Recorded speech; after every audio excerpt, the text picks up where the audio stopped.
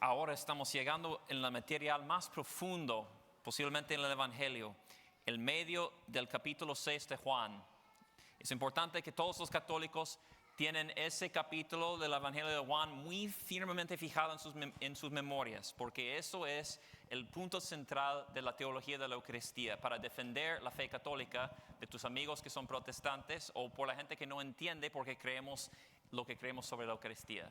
Porque Jesucristo está diciendo muy claramente en este capítulo, tú debes comerme.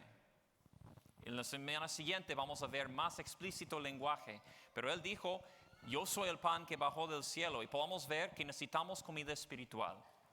Elías comió comida espiritual y pudiera caminar 40 días y 40 noches, ¿verdad? Los israelitas recibieron maná del cielo, ¿verdad? Durante su tiempo en el desierto, tuvieron que comer. Y Jesús está diciendo, yo soy el nuevo maná, entonces tú debes comerme. Pero eso es imposible si tú eres solamente un hombre normal. Entonces, eso es la línea. Es la línea que define si es Dios o no. Porque si no es Dios, es un hombre loco y ustedes deben rechazarlo, ¿verdad? Si es Dios, deben obedecerlo completamente y deben dar todo tu amor a Él y obedecer completamente lo que Él dice. Es muy importante que eliges, porque la Eucaristía no es un juego, no es un chiste, no es una cosa que puede tomar ligeramente. Debes aceptarlo y ordenar tu vida alrededor de la Eucaristía o debes rechazarlo con toda la fuerza de tu alma. ¿Me entiendes? Es muy grave eso. Proclamamos al mundo que podamos comer a Dios. ¿Somos locos o somos correctos? Amén. Eso es lo que es. Entonces en el Evangelio podemos ver que el contexto es muy claro.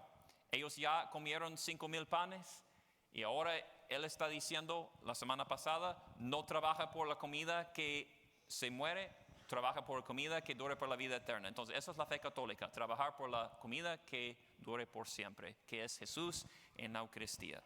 Muy bien, hijos. Entonces hoy somos en la tercera parte de la serie sobre la misa. Y si han olvidado o han perdido los últimos 2 charlas, entonces puede verlo en YouTube para que está en el momento. Pero vamos a hablar hoy sobre cómo la misa es la revelación de la vida de Cristo y nuestra vida también. Entonces la primera parte de la misa es la vida de Cristo, su misión pública, y la segunda parte de la misa es su pasión, muerte y resurrección. Y podemos verlo en los signos, ¿verdad? Toda la misa es revelación de Jesús, es escritura vivo. Es la Biblia en vivo, porque la Biblia no está diseñada para leer para ti mismo, estaba diseñado por la iglesia. En el Antiguo Testamento ellos leyeron la Biblia en sinagoga, ¿verdad? Y en el Nuevo Testamento ellos leyeron la Biblia durante la misa porque nadie tuvo su libro, ¿verdad? Eso es una cosa reciente. Todo el mundo católico recibió la palabra de Dios en contexto de la misa por siglos. Entonces, si no tienes la misa, no puedes entender las Escrituras.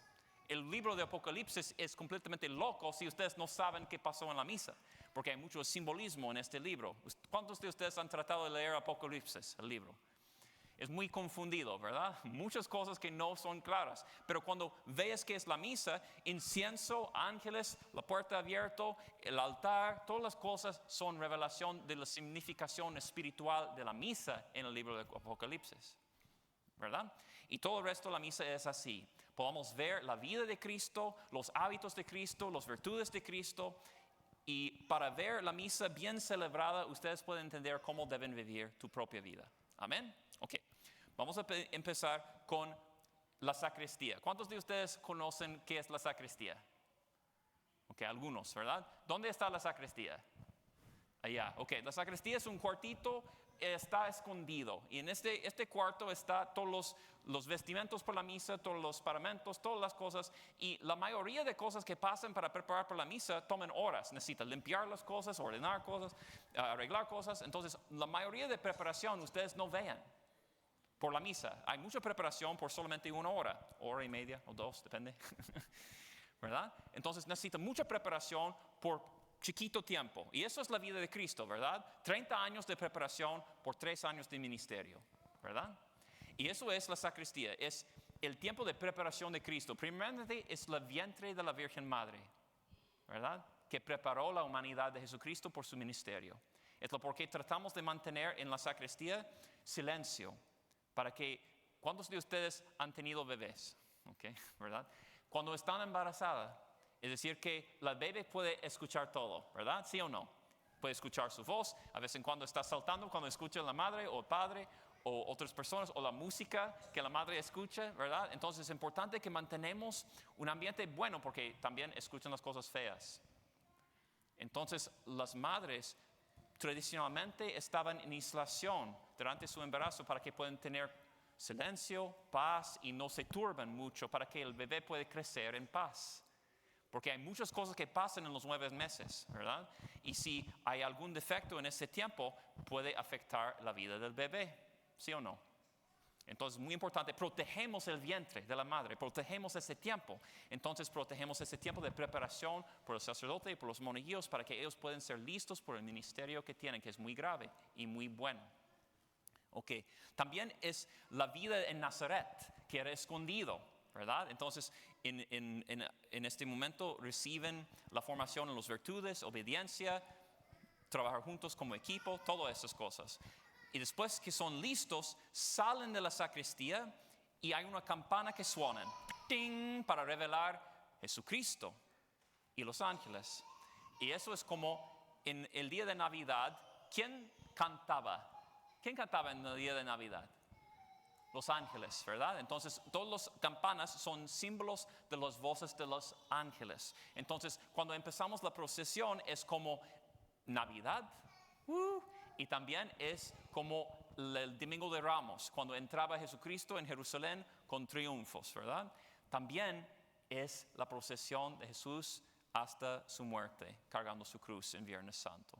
Y cada cápsula que está llevando un sacerdote que está bien designado tiene en su espalda una cruz y puede ver la cruz. Entonces cuando entra el sacerdote debe ser una imagen de Cristo por ustedes. La vida de Cristo, la pasión, la muerte, la resurrección. ¿Okay? Eso es solamente la entrada, ¿verdad? Entonces la procesión, la sacristía, la procesión hasta el altar es como una imagen de la vida completa de Cristo. Su encarnación, su vida, su ministerio, todos sus sufrimientos, aquí ofreciendo su vida al Padre y la resurrección dando a nosotros. ¿Ok? ¿Está bien? Entonces eso es, antes que empezamos la misa tenemos la vida entera y la historia de salvación. Qué bonito, ¿verdad? Pero cuando entra el sacerdote hay otra cosa, es que cada iglesia tiene 3 partes, ¿verdad? Una parte es aquí el santuario, ¿verdad? Eso es el cuerpo de la iglesia y el nártex que está afuera, ¿verdad? Entonces, las 3 partes, eso es donde congregamos, aquí es donde hay la gente, y aquí son los ministros, los sacerdotes y Jesucristo. Entonces, es como afuera en el mundo, aquí en la iglesia y en el cielo. Podemos ver estas 3 partes. Cuando entra el sacerdote y los monaguillos, entran en la línea, y la línea entre el santuario y el cuerpo de la iglesia hay etapas, ¿verdad? Para separar eso. Es decir, debemos subir al monte para ir a Cristo, al monte de Dios, que es Cristo, all right? O el cielo. Entonces hacemos una reverencia, una genuflexión y entramos, y el sacerdote como Cristo entra en el santuario para besar el altar. ¿Por qué besan el altar? En cada altar consagrada hay una piedra. Esa piedra tiene dentro de esa piedra los huesos de los mártires. ¿Por qué hay huesos de los mártires? Qué feo, ¿verdad? No, qué bonito, ¿verdad? Porque, es decir, en el tiempo antiguo, la iglesia celebraba la misa en secreto en los catacumbas, ¿verdad? Y celebraba la misa sobre las tumbas de los mártires. Entonces, la tradición continuaba después de no era persecución tan fuerte, que cada altar tiene algunos huesos de los mártires para significar que en la misa hay conexión entre el cielo y la tierra. Ellos que murieron en Cristo no son lejos de nosotros. En esta iglesia, aunque si no hay ninguna persona en la iglesia, si celebramos la misa, hay todos los santos presentes y ángeles. ¿Está bien? ¿Entiende eso? Ok, muy bien.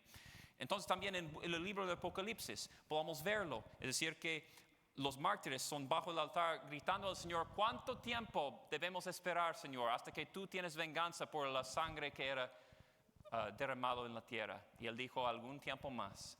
Entonces, los mártires están aquí celebrando la misa con nosotros y el sacerdote está dando la paz a ellos y dando recuerdo a todos nosotros que la misa es en el cielo y también en la tierra, en el purgatorio, todos los tres conectados. Amén. Okay.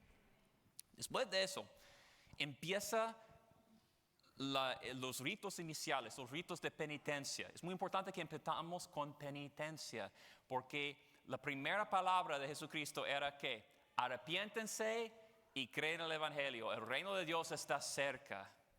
Entonces, si no arrepentimos primeramente, no vamos a recibir la buena nueva. Porque el pecado es el problema. El pecado es lo que nos separa de Dios. Entonces, si quitamos el pecado de nuestra vida, podemos recibir la buena nueva. Entonces, empezamos con meditar sobre los pecados, pero no tenemos mucho tiempo. Es importante que ustedes vengan temprano. Hablamos sobre eso en la preparación. Y ustedes arrepienten completamente de sus pecados y decimos, confieso ante Dios Todopoderoso esta oración, Kyrie eleison, y después podamos cantar la gloria, porque si arrepentimos podamos recibir la gloria. Amén. Okay. Y después de eso, el sacerdote haga una oración en común, se llama la colecta. Y la colecta es simplemente una oración que arregla todas las oraciones suyas y ofrece una oración al Padre, ¿verdad? Y esa oración es la misma oración en cada las iglesias católicas alrededor del mundo en los domingos y fiestas. Entonces no simplemente nos une en una oración, pero nos une como una iglesia global. Muy bonito, muy fuerte eso. Y después de eso nos sentamos y escuchamos la palabra de Dios. Eso significa la historia de la salvación, pero también el ministerio de Jesucristo. Porque Él nos va a explicar las Escrituras. No es el sacerdote, es Cristo que proclama la palabra. Empezamos con el Antiguo Testamento y después la enseñanza de los apóstoles o el Salmo primeramente o un gradual cantaba. Y después lectura segunda por los domingos sobre los apóstoles. Y tercera cosa es el Evangelio. El Evangelio solamente lee el diácono o el sacerdote porque Cristo proclama el Evangelio, ¿verdad? Y cuando proclama el Evangelio nos ponemos de pie como acto de reverencia a Cristo y recibimos eso con atención como recibimos la Eucaristía. Y después sentamos y el sacerdote explica o trata de explicar las Escrituras como Cristo explicaba la palabra en su tiempo. Entonces, primera mitad de la misa, ¿verdad? Explicar la vida de Cristo y su proclamación de la palabra. ¿Tiene sentido? Ok, eso es la primera parte de la misa. Ahora yo quiero demostrar a ustedes algunas cosas que están escondidas, que ustedes no vean muy frecuentemente. En la escuela chiquita se llama show and tell. ¿Cuántos de ustedes les gustan show and tell? ¿Han visto eso? Cuando los niños traen cosas con ellos para demostrar. Entonces eso es show and tell litúrgica. ¿Okay? Yo voy a demostrarles los vestimentos del sacerdote, ¿okay? Porque tienen una significación muy rica. Y realmente son símbolos de las armaduras de Dios, como leemos en San Pablo, que debemos poner toda la armadura de Dios para defendernos en la batalla. Entonces, primer pedazo de esa armadura se llama el amito. El amito es un pedazo de linaje, así, tamaño, y tiene dos tejidos aquí para atar alrededor del sacerdote. Y el propósito es que debe ser defendido de los pensamientos de distracciones y tentaciones, porque yo soy humano y necesito protección de las distracciones. ¿Okay? Y la oración dice: Señor, pon el yelmo de la salvación sobre mi cabeza para defenderme de todos los asaltos del diablo. Entonces el sacerdote lo ata primeramente para defenderse, y eso cubre la ropa del sacerdote, porque durante la misa no es el sacerdote que celebra la misa, es Cristo en el sacerdote. Entonces es para recordar que yo debo vestirme con Cristo para que mis imperfecciones puedan ser cubridos con la perfección de Cristo. Empezamos con el yelmo de la salvación, el amito. Segunda cosa es la alba. La alba se llama blanco, ¿verdad? Y eso es el vestimento de bautismo.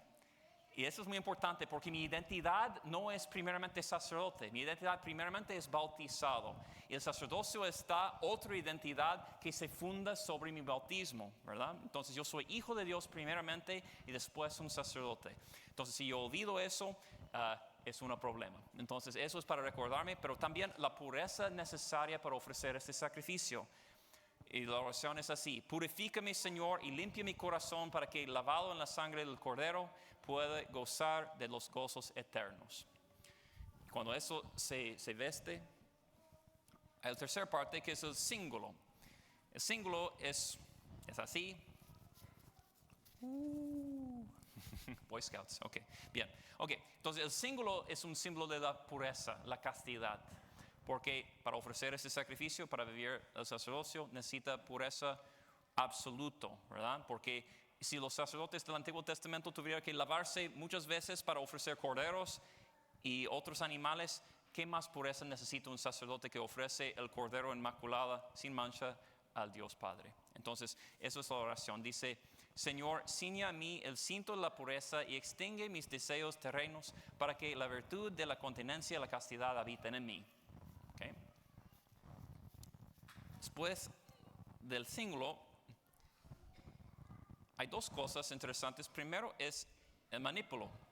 El manípulo es como simplemente una cosa para tirar el sudor o las lágrimas, porque en el tiempo antiguo los sacerdotes lloraban durante toda la misa por su devoción. ¿Cuántos de ustedes han visto el video de Padre Pío celebrando la misa?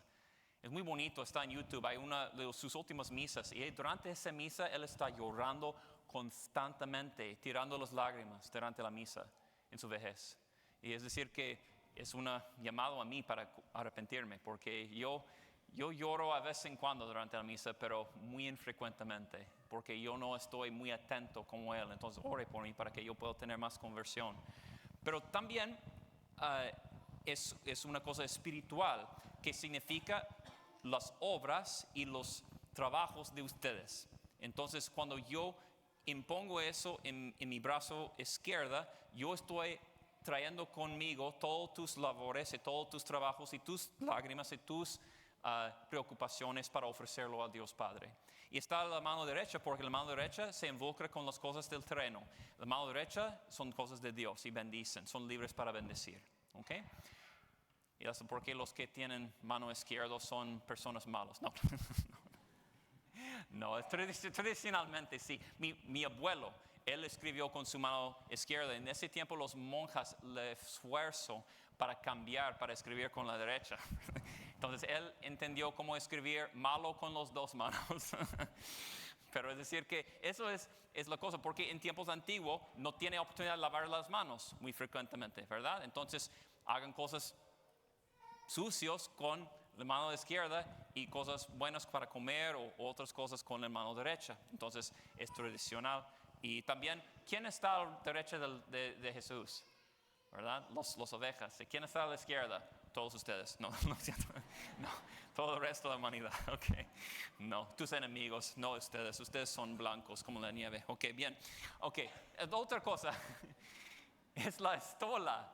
La estola es la siguiente. Bueno, entonces el amito y el manípulo no todos los sacerdotes lo llevan. Entonces, si no es requisito, fue tradicional. Entonces, si ellos no lo llevan, está bien, porque la iglesia permite eso. Pero yo me gusta estas cosas porque tienen una significación espiritual y yo necesito toda la ayuda. Ellos probablemente son más santos que yo. Ok, bueno. Entonces, la estola. La estola es símbolo de la autoridad del sacerdote. Porque, recuerde, Adán y Eva perdieron su dignidad en el jardín por comer. Entonces el Señor quiere restaurar la dignidad para comer también. Porque la Eucaristía realmente es comida. Es importante que quitamos el pecado del antiguo para comer la comida verdadera. Amén. No comer la comida del pecado, sino la comida de la vida eterna. Pero uno de los privilegios que Adán perdió era el sacerdocio. Entonces Jesús está restaurando el sacerdocio principal de Adán. Entonces eso es lo que significa. La oración es así: restaura, Señor, la estola de inmortalidad que perdí por las acciones de nuestros primeros padres, y aunque no sea digno de acercarme a tus sagrados misterios, que obtenga el gozo eterno. Y haga un beso y se veste con la estola. Pero no es la última cosa. La última cosa es lo más importante, porque es la cápsula. Y la cápsula es lo que cubre todo. Y eso es un símbolo del amor de Jesús. Muy importante eso. Necesitamos la autoridad, necesitamos la pureza, necesitamos la castidad, todas las virtudes, pero si no hay amor es nada. O puede ser pervertido. Yo puedo decir eso, hermanos. Ustedes como padres, ustedes tienen autoridad sobre sus hijos. Algunos no usan su autoridad. Otros lo usan de una manera mal. Es decir, ustedes deben usar tu autoridad para disciplinar a los hijos. Pero si no lo disciplinan con amor, ustedes son como reyes malos. ¿Está bien? Entonces, es decir, el sacerdote también puede ser un hombre que aterroriza a su gente si él usa su autoridad sin amor. Entonces el amor cubre todo. Y eso es la última cosa para recordar que el sacerdote, cuando él salió de la sacristía para empezar la misa, en mi mente es: yo debo demostrar la caridad de Cristo a todos cuando yo estoy vestido así. Y ojalá durante todo el resto de mi vida. Pero por mínimo 1 hora y media. ¿Okay? ¿Está bien? Entonces, hermanos, un sacerdote vestido así es una imagen de Cristo, pero también es una imagen de la humanidad redimida. Es una imagen de que ustedes deben imitar, porque ustedes deben imitar a Cristo. Como dice la segunda lectura, ¿verdad? Imiten pues a Dios como hijos queridos.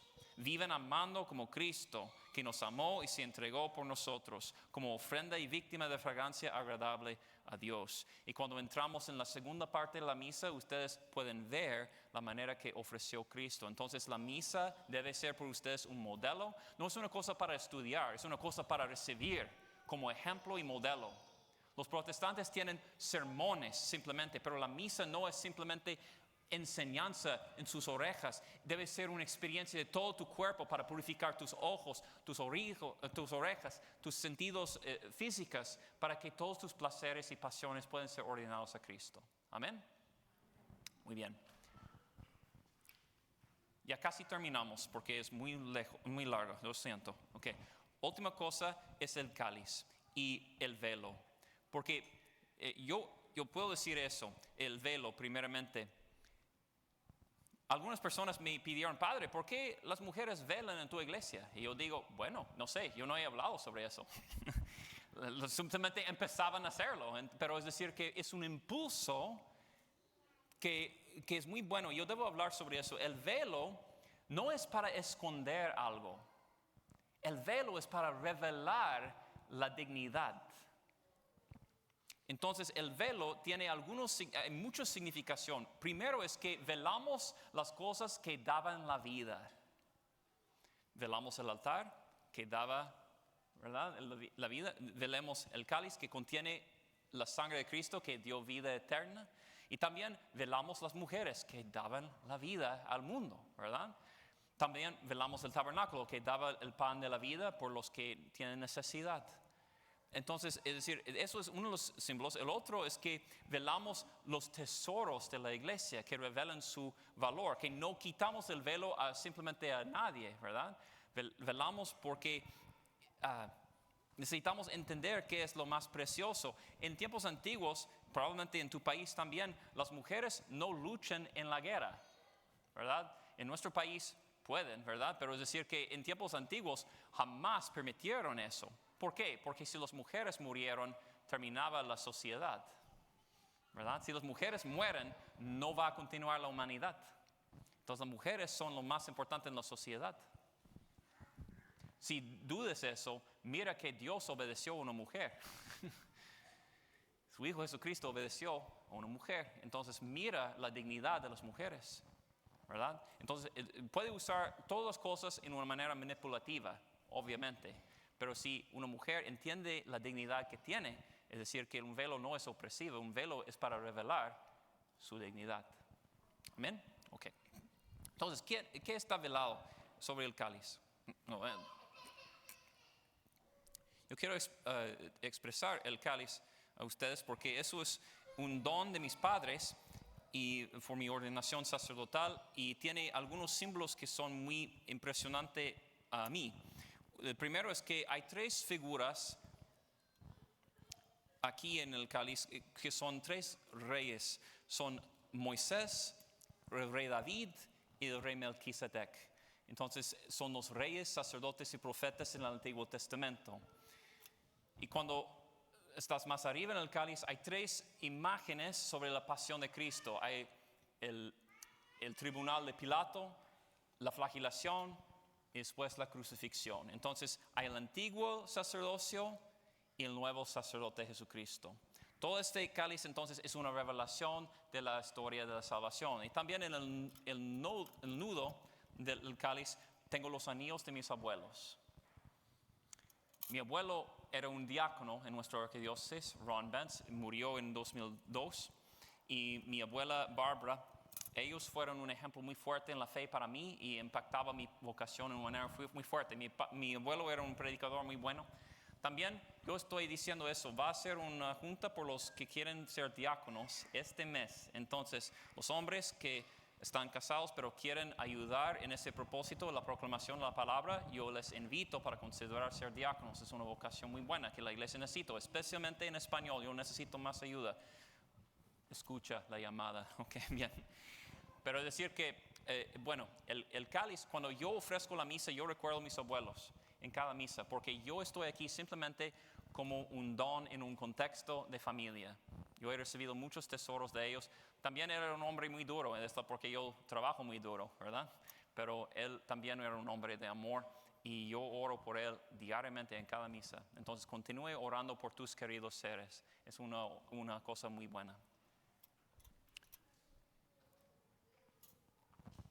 Después tiene un purificador, que es un lanaje que purifica los versículos sagrados.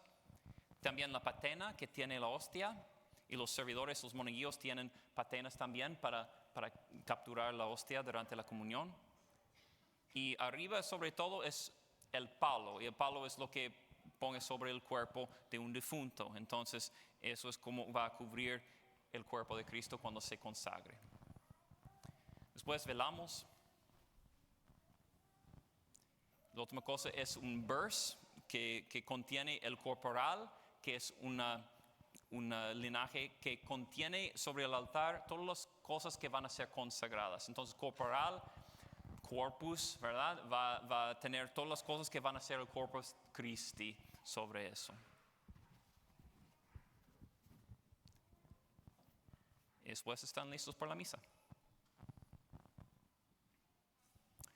Bien, todos los versículos de la misa son consagradas y no lo usamos por ningún otro propósito después de usarlo por una misa. Fue una historia de Dorothy Day. Ella es una americana, ella probablemente va a ser un santo algún día, no sé, pero visitaba un sacerdote a su casa para celebrar la misa y él no tiene su cáliz, entonces él usaba una taza de café. Bueno, fue un sacerdote un poquito casual, ¿verdad? Entonces, con las cosas. Entonces, él usaba ese taza de café por la misa. Y después de la misa, Dorothy Day lo tomaba el tazo y lo sepultaba en el jardín. Y cuando la gente pidió a ella, ¿qué está haciendo? Esa taza no puede ser usada por ninguna otra cosa porque es cambiado completamente por contener la sangre de Cristo. Pertenece a Dios. Muy fuerte eso, ¿verdad? Entonces, es decir, si eso es el caso con una taza que recibió una vez Jesucristo, ¿qué es la consecuencia de ustedes que comulgan?